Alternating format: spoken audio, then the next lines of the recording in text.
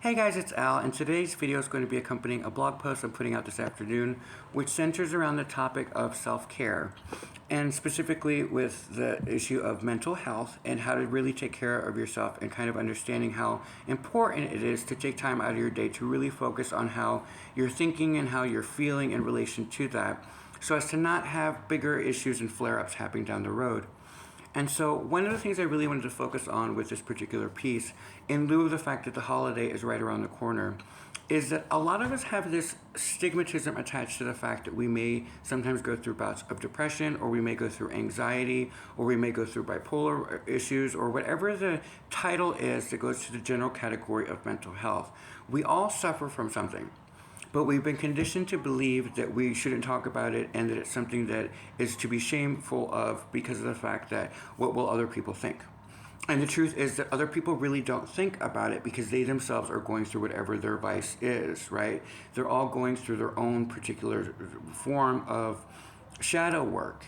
And one of the things that we as conscious leaders need to really start addressing is the fact that though we may suffer from different variations of different things, that they all fall under a bigger house, which is the overcoming of shadow nature, and how do we then become of service to others in a way that helps them kind of get over those humps that we ourselves had gone through.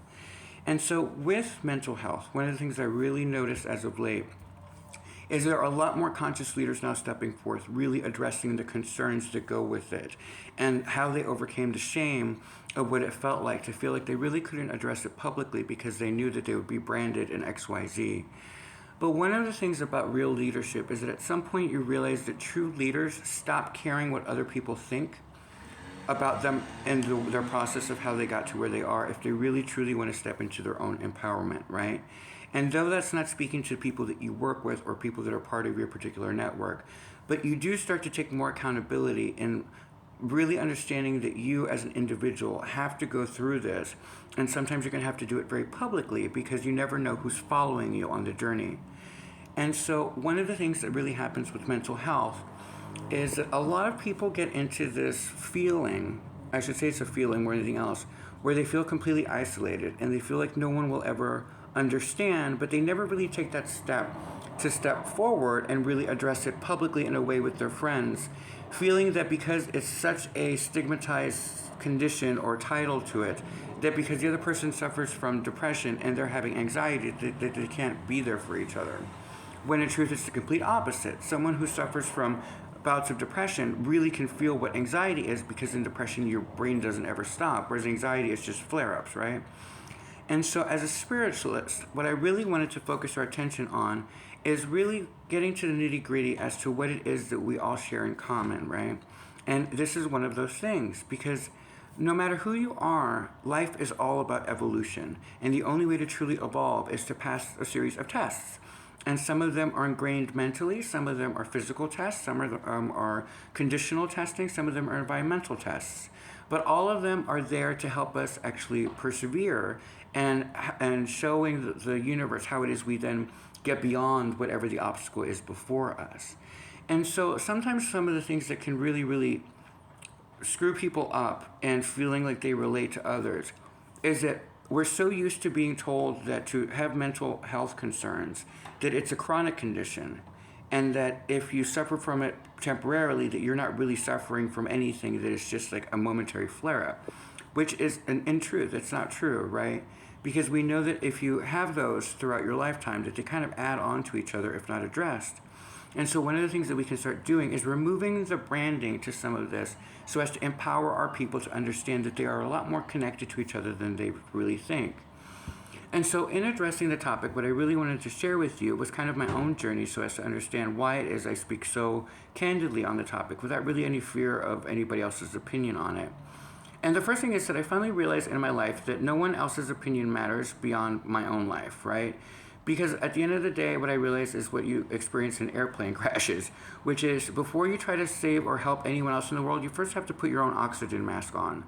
And you really have to be able to show up for yourself. And one of the only ways to truly do that is to understand your self-worth and understand how it is that you will persevere and what it is that your story or your life journey has brought to the table and how it can relate to other human beings. And if it's to be of service, then it will be in your truth and in your authenticity, not in what you believe your brand should be. And so my journey actually begins pretty simple. I was born in New Orleans in the 70s to a single mother, an immigrant mother, and I didn't have a dad. And so my mother was an incredibly elegant woman, very, very elegant, but super understated. She would rather go under the radar than to be noticed, and she demanded that of me.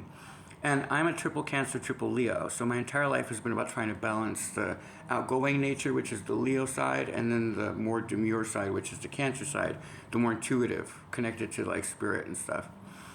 And so what it did is it actually created a huge barrier of conditioning in my life, which was that I truly believed that I wasn't really allowed to be myself, and I always had to be very, very graceful.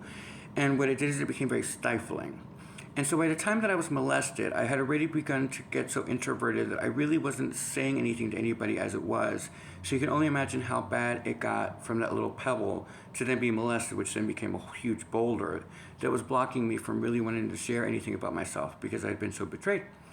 And so what it did is that little pebble started to roll down the hill, if you will, and became a bigger boulder and a bigger boulder and a bigger boulder. And it started to culminate into a condition where I would say I became completely introverted, which was not my true nature. It was from conditioning and from experience that was now brewing. But because I wasn't really allowed to talk about it, I started to feel really, really trapped. And so by the time I got to 5th grade, I finally had started to branch back out, and I started to kind of get out of that shell again. And I was starting to return to the Al that was before, right? So there was about 5 years, 6 years that I was in that state. But I didn't realize what it had done to me until what I'm about to say. So then I started to finally come out of my shell, and I became really, really popular in school, and it made me feel even worse about myself because I didn't really have a self-worth, and I had low self-esteem because I didn't look like anybody else. And it was New Orleans, and I was the darkest person, and I had dark brown eyes and brown hair, and I felt really, really alienated from everybody else. Everybody else was like white, but blue eyes, green eyes. And so I was already uncomfortable, but people found me very interesting. And I guess you would say mysterious, although at the time I didn't know that. And so I was very insecure about how much attention I would get, so I began to be very egoish in the reverse angle of where I was coming from. And what it was hiding was an insecurity of fear that I was never going to be truly accepted and that I had to put on a mask in order to kind of work through this world. So lo and behold, during that process, one of the things I did do well is that I excelled at school. And I gotten into Gifted and Talented, which is this program for higher IQ students that alleviates you from having to go to certain classes so as to not get too bored, but you go through a more advanced curriculum to keep you more engaged.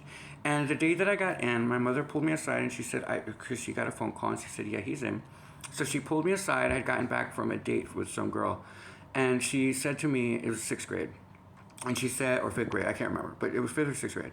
And she said, hey, honey, I need to sit down and talk to you for a minute. I said, okay. And so she sat me down and she very politely, she said, okay, just so you know, you did get in, obviously. And I'm super excited you did. I'm very proud of you. But I just really wanted to give you a real world perspective as to what you were getting into. And so she went through the list of all the things that comes with being in that particular program and the extracurricular work that you would have to do and all that stuff, which we were fine with, until she said something very interesting. She led in by saying, honey, I can't help but notice how popular you are. And I'm not going to lie to you and tell you that that's something that's going to be secure if you go down this path. Because in this world, smart people aren't really appreciated. In fact, they're kind of picked on. And I really don't want you to be surprised or heartbroken if you do this and you start to lose friends. And so I really need you to really think about this. So with the mental concerns that I was already having and the past that I was dragging with me, I realized that because I was so insecure and suffering from low self-esteem, with the whole popularity thing, I didn't want to risk it because I was already hiding. And so what it ended up doing is I passed on the opportunity, which was a bad idea because I ended up going a completely different direction and kind of screwed a lot of things up. But it wasn't because of my mom, because my mom was just being very candid with me.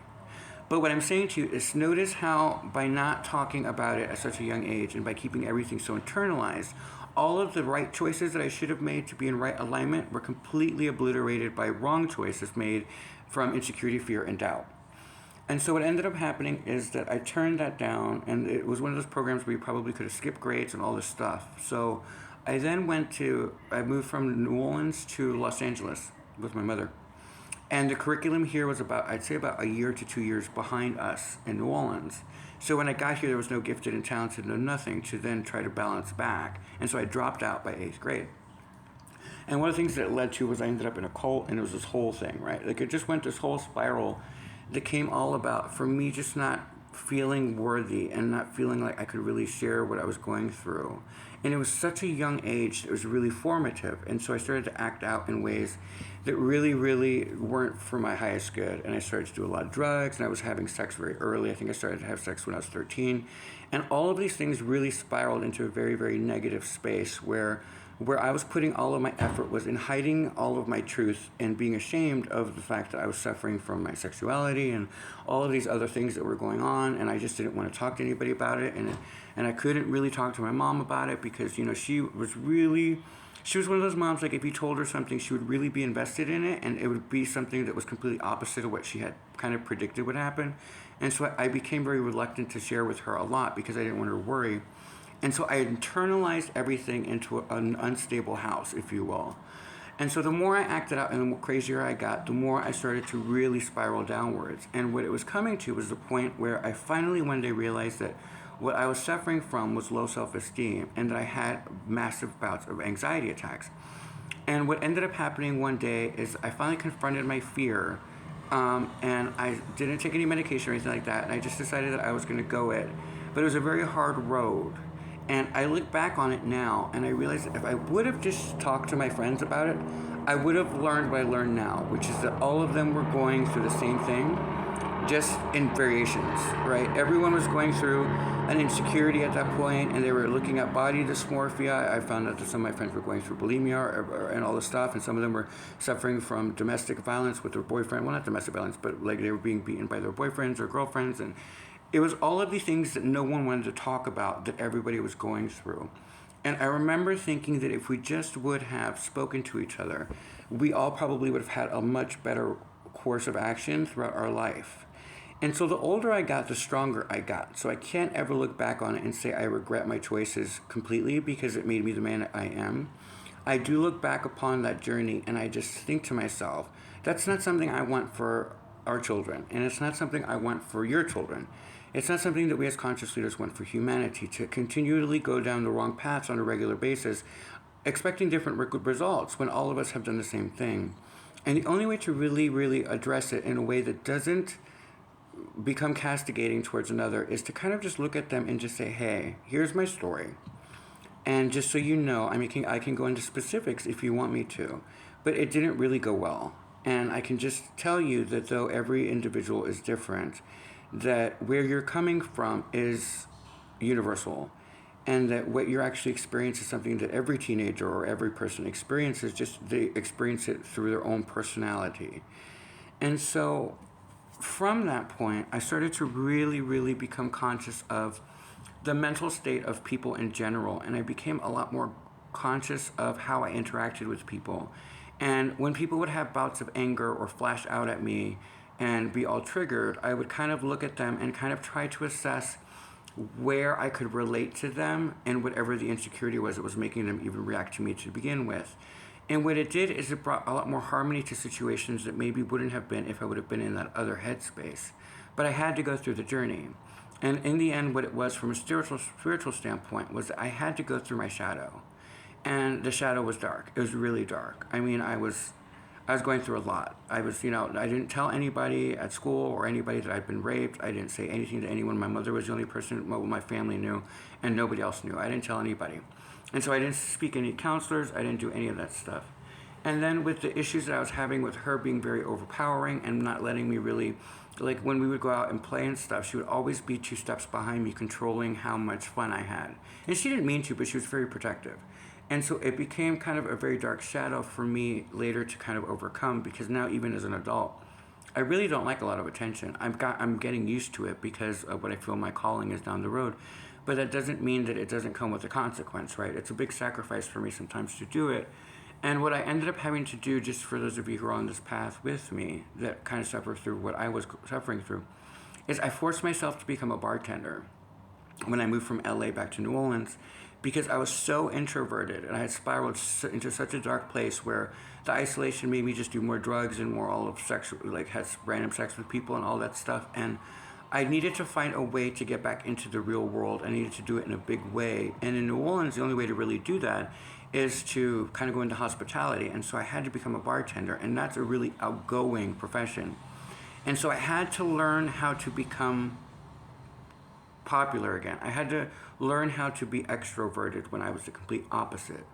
And I started to find that my truth was closer to who I am now, which is really outgoing, but that I'm still now more balanced with the reserve state as well. So, like, if you ever see me in public or I'm doing something in a public venue, I will be my normal self, and it will be honest and authentic to who I am.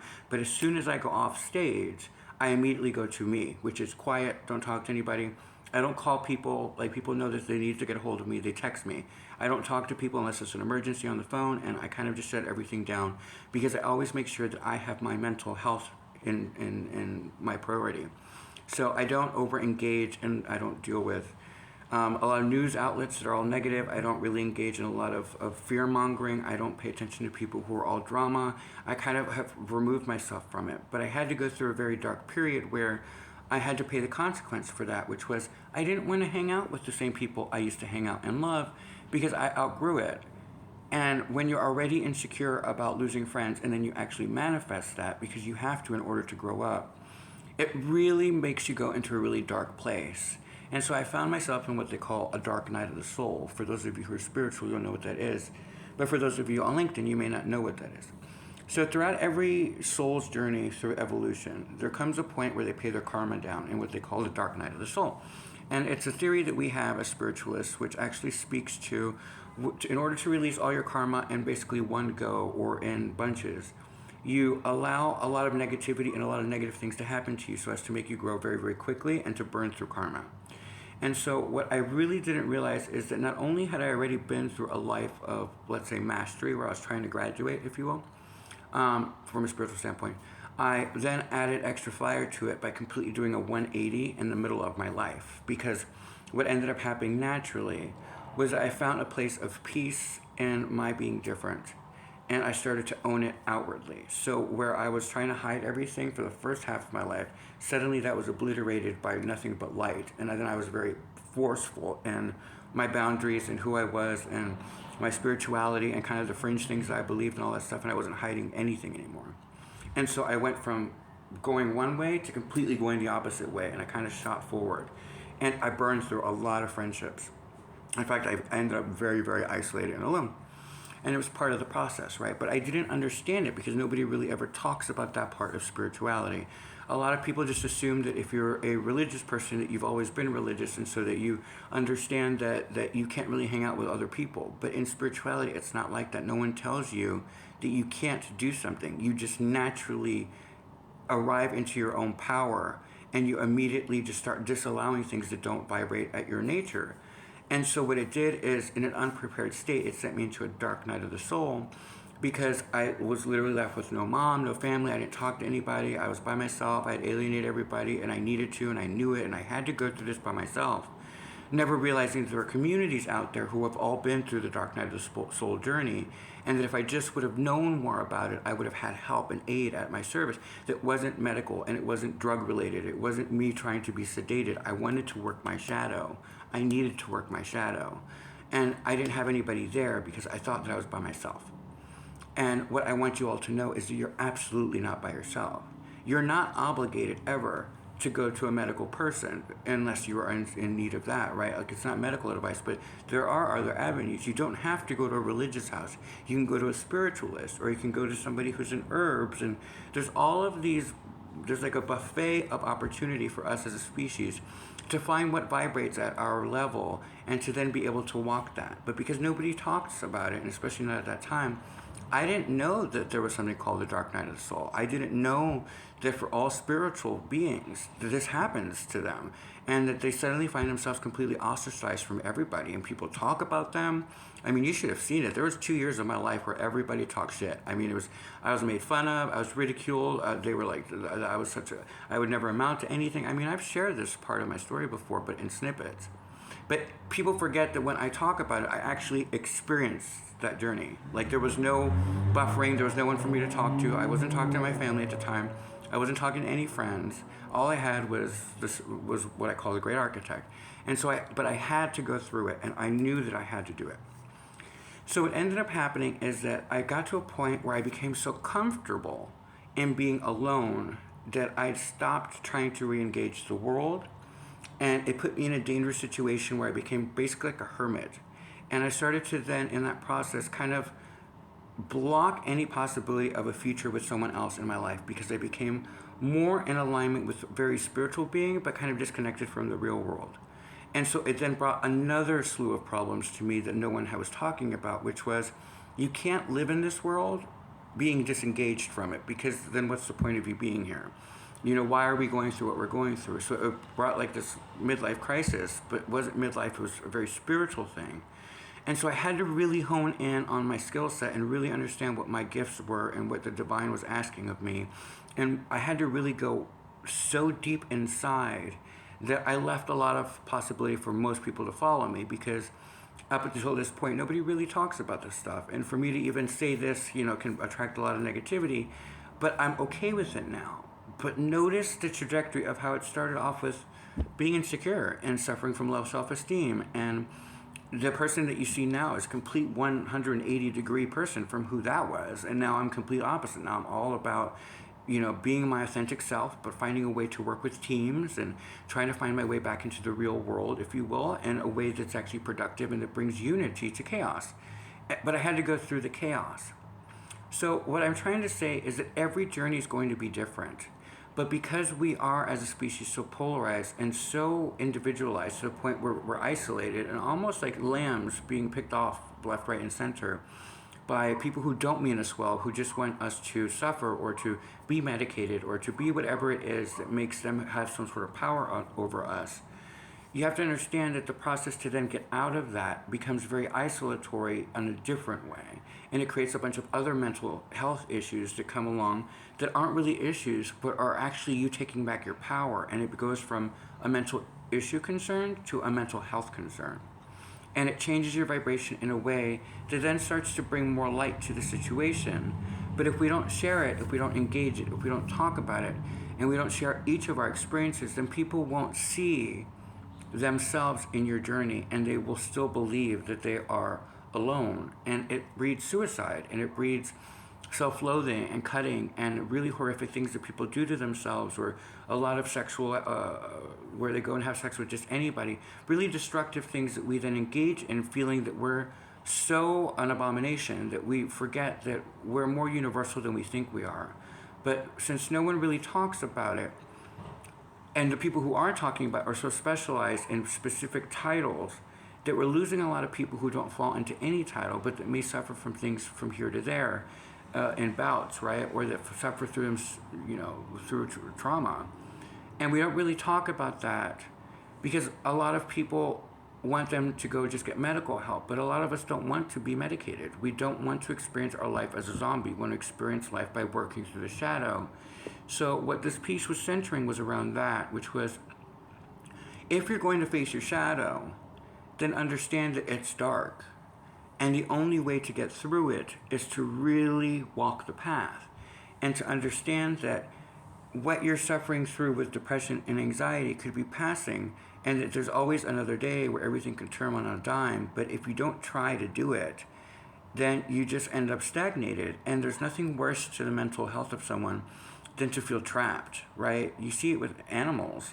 When you trap an animal, it makes them completely psychotic and paranoid and bizarre, and they do really, really strange things, and they engage in activities that put them in more danger than if they hadn't. But it's a natural recourse to survival. And so as conscious leaders, what we're really starting to have to face now, especially with the holidays, is that we then have to find people who really, really personify and can help identify others who are going through things privately without invading them and without trying to be dogmatic or confrontational about it. But the only way to do that is to really, really share your truths with the world and help people understand that no matter who you are and no matter who you've become, it's how you got there that will connect others to you. And so when it was all said and done, the piece really, really focused on how our brains can trick us. Because remember, the personality is part of the body. It's what we call the body. And it wants to stay dominant. That's the way that we spiritualists believe. that it wants to be in control of the driver's seat, forgetting that it is the soul, what we believe in, that is controlling the vessel. And so until you completely surrender to the soul, then you have a constant battle raging between what it is you think you should be doing and what you know you should be doing. And if we really think about it, it's always that intuitive prompting and voice that tells us not to do something that is always right. Whereas our personality then says, no, you'll be all right, gets us in trouble. And so connecting to that is kind of where a lot of people, not everyone, because there are people who really have mental problems, if you will, but for the majority of people, where the mental concerns are, is it's a battle between the soul's will and us as a personality, kind of deflecting against each other in a constant stream. And so in that dynamic, there's a lot of people who get caught in between because they realize that they don't belong to a category and they don't belong to a specific title or branding that goes with a mental problem. They just have a bout of issues that they have to work through. And so if we can connect the people to each other in that way and help them truly see the universality to their experience, then maybe we won't lose as many people that we're losing, and we won't have some of the more lash outs that are occurring. And we realize that people may not need to engage the way they do the world, the way that they're doing it. But all of it takes a lot of courage and truth by those of you who have been through it and who understand the process and that are still working through it, to speak out very publicly and help other people go, oh, okay, so he's like me. Okay, because I knew I was not, like, I'm not over here. I'm not under this one category. I'm not suicidal. I thought about it once. You see what I'm saying? Like, there's all of these nuances that separate society because we're so used to branding and category that we're neglecting our people and making them feel like they're not part of the larger conversation, which is mental health. You know, at the end of the day, think about how much money you spend on your nails or getting your hair done, or how much money you spend on pedicures or whatever it is, your clothes, cars, houses. All of them actually, if not in alignment with a good mental state, actually just makes things worse. You know, I remember thinking recently about a friend of mine who had lost one of his parents, and I remember specifically he had a lot of money. He inherited it from the process. And he just went crazy, right? Like, it was right around the holidays because he felt so alone, and he didn't want to trouble other people with his problems, that he decided to then go out and just party by himself, and he kind of went overboard. He OD'd, and he didn't make it. And I remember thinking in that moment, specifically, I'm like, if he just would have said something, I would have set aside everything I was doing, and I would have gone to at least see him for a couple hours, and you never know what that could have done. But we're so conditioned to not bother anyone else with our troubles that we don't realize that if they love us, then you're not bothering them. They're just being your friend. And there's such a disconnect between what true friendship is and what frenemies are, that I think we're starting to get the wrong representation of what humanity is about. Because though a lot of us feel like it's a very cutthroat world, in the end, the truth of the matter is that a lot of us really still care about community. And when you reach the right people, they will always be there for you. But we get so lost in feeling the need to be validated by the wrong people, or by society in general, that we're willing to forget what's really important, what we really need, in order to make other people happy, which then makes it spiral and makes things worse. It's kind of like the condition of a mother. No matter what mental health concerns she's having, or if she's going through a bad day, she still has to put her husband and her children first, or at least her children. And that can be very draining on someone. And so if not addressed at some point with a mom day where she's by herself, not just a couple hours, but a full day or weekend away once a month or something, then what can happen is she begins to then have resentment towards her family, and, you know, whether valid or not, and it progresses in a different direction. And so what I just wanted to say with this is that there's so much to be grateful for in the world, but one of the things that we really, really need to do is reconnect to what it is that we really, truly value, and that is our mental health, right? Because no matter how much you buy for yourself and no matter how cute you look, it's what's going on inside that will save your life. And that's kind of the message that I really wanted to put out there into the universe, because you can lash out and you can do as much drugs and you can party as much as you want, or you can have as much sex as you want, or you can deny it and say that you don't have any issues, or whatever you want to do in order to not face your shadow. At some point, your shadow will always show itself, and you have to get through it. Otherwise, we wouldn't be on the planet.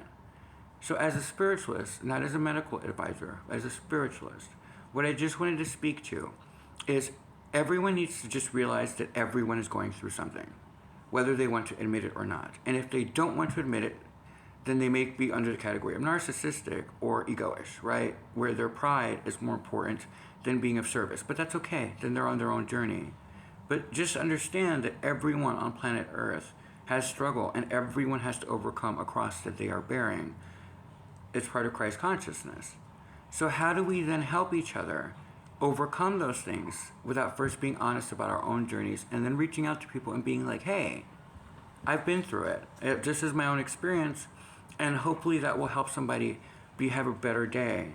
And for those of you who are like I was and who still am, when you go through trauma where you lose family or you lose friends and stuff, sometimes you just want to be alone. And it is absolutely to be alone. But if you find yourself sleeping all the time, or you find yourself completely making sure that you're not eating and all that stuff, then there's a greater concern that you need to be focused on. So that's when you need to really think about reaching out to a friend or someone you trust. But for those of you who are concerned about someone who's going through something because something happened within their family or because they're going to be alone this holiday, understand that some people just want to be alone. Some people are okay with it. And it's not a sign of depression. But you always have to you have to know the person. But the only way to really know someone is to really engage them and cut beyond the surface of what is being said and really start valuing and listening to each other's experiences. Because if you do that, then humanity survives and we rise to meet the next day. And that's all I wanted to say with this piece. Have a great day.